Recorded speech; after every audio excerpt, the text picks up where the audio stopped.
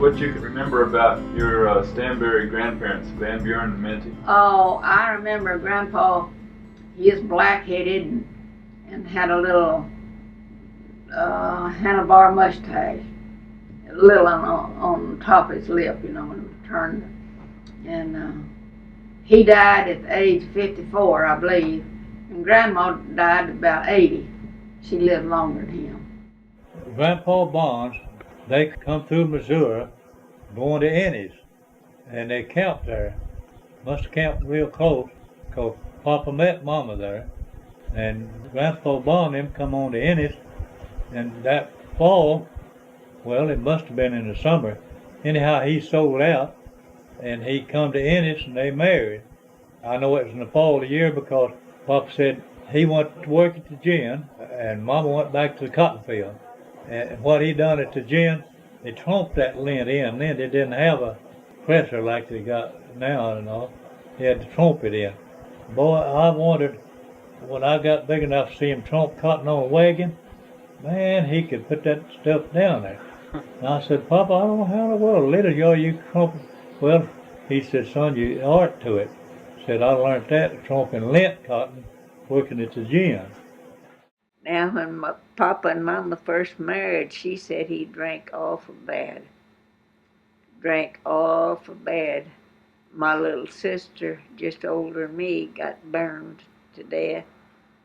But her and my cousin was playing around down a big old log heap where Papa and a bunch of men had piled up a bunch of logs and set them afire.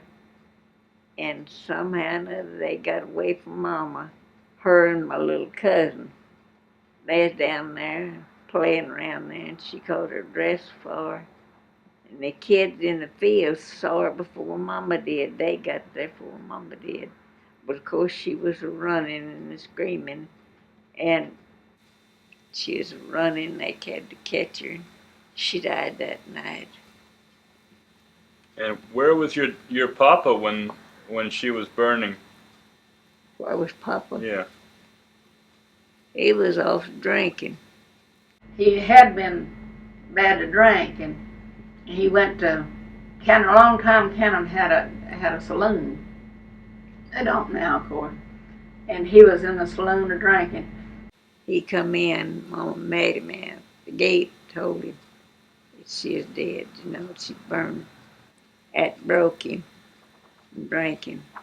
That stopped Grandpa Stanbery from drinking, and he started going to church and took a big interest in church.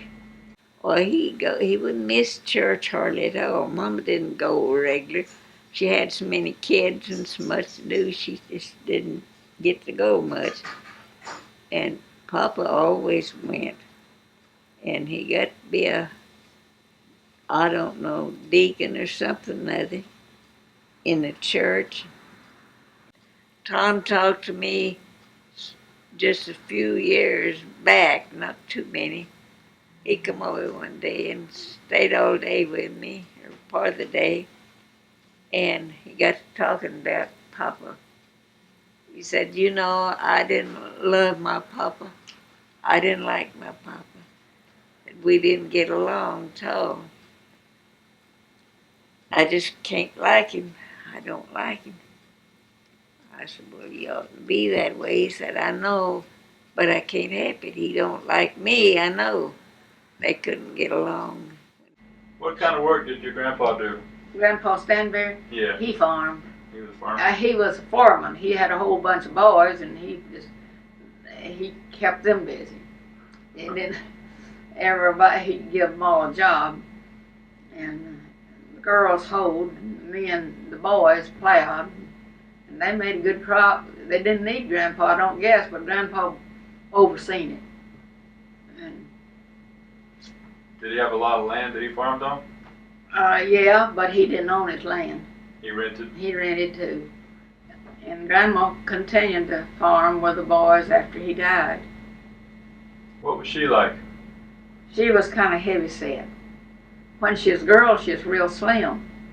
But she had 16 kids to live, to be grown, and had 2 sets of twins that was one or two sets of twins that died at birth as premature. When Papa died, Mama had 6 boys, I think it was. Boy, that was a bunch of boys to have to take care of. She was a real good woman. And she didn't grumble at Grandpa when she let him have his way on everything. Anything he said, that it was all right with her. If she hadn't wanted it to be, it would have been that way anyway, I think.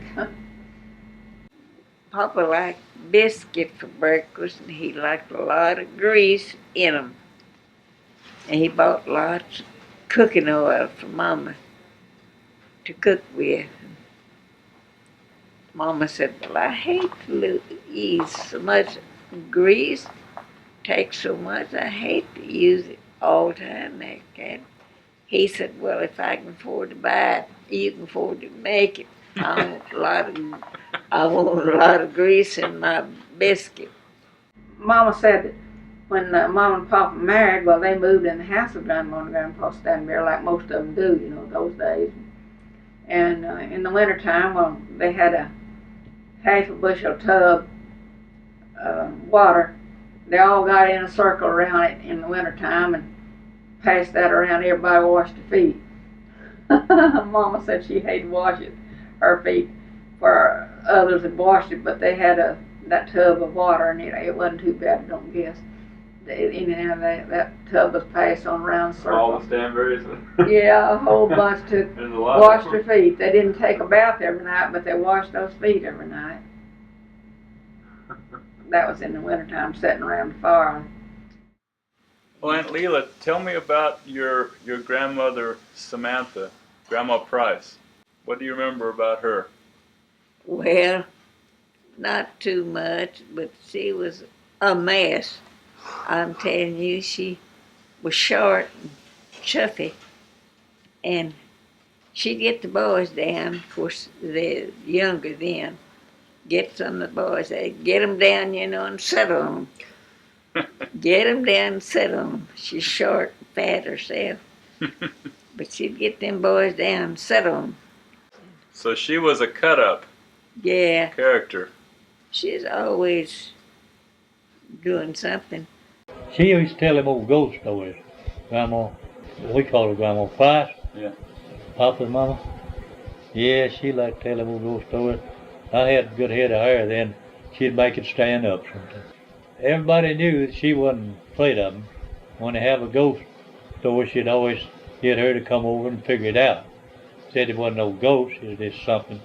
What do you remember about Van Buren's mother, Samantha? Oh, she was just about as broad as she was tall, and she was white-headed and white-faced, real pale-faced, and she must undoubtedly had learned some other language, because the way she talked real fast, and you couldn't hardly understand what she said, but you'd get tickled to hear her talking. So she had some kind of an accent? Well, yeah, kind of, and you just had to listen close to know what she's saying. And she just talked all the time. And she had been married twice, 3 times. She outlived 3 husbands. I take after Grandma Price. And how tall are you? Well, I used to say I was 5'4", but now I'm 5'2". Oh. You said you resembled your grandmother, Grandma Price, didn't you? Yeah. Was she about your same height, you think? Yeah, and she was pretty heavy set. She lived with your family for a while, is that right? Well, yes, she lived with Papa and Mama some. She was there when Papa died. And then she finally went back to Missouri. That's where she lived, Missouri. What do you remember about Minty's parents, James and Jane? Very little. I don't remember seeing them, but one time I was just 4 years old, and I just remember seeing them. I remember great-grandpa was tall and heavy, and great-grandma was slender and kind of small, and they got so old they couldn't make a living for themselves on the farm, and they didn't have pensions then. And they went to living among the kids. He really raised the cotton, and real good cotton. Grandma said she didn't know nothing about, hadn't dug out anything then, because they made good crops, you know. She said that she remembered the first time she picked 400 pounds of cotton. Said Paul went to town to take a bale of cotton, had it ginned. He brought me back the material for 4 new dresses. And that was the day she picked 400 pounds of cotton. He didn't pull it. She didn't pull it either. She picked it. But those old bowls, great old big bowls. And she picked it and weighed it and emptied it in the wagon by herself and picked 400 pounds that day.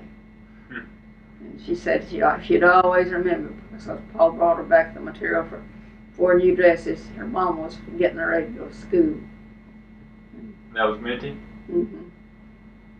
Grandpa Bond, Uncle Jim, well, they was captured. They were captured by the Union forces? Yeah. And they was carrying them to prison, had them in a boxcar. Before they got them, it rained, and everything was wet. And after they got in the boxcar, driving pretty slow, had a good long ways to go.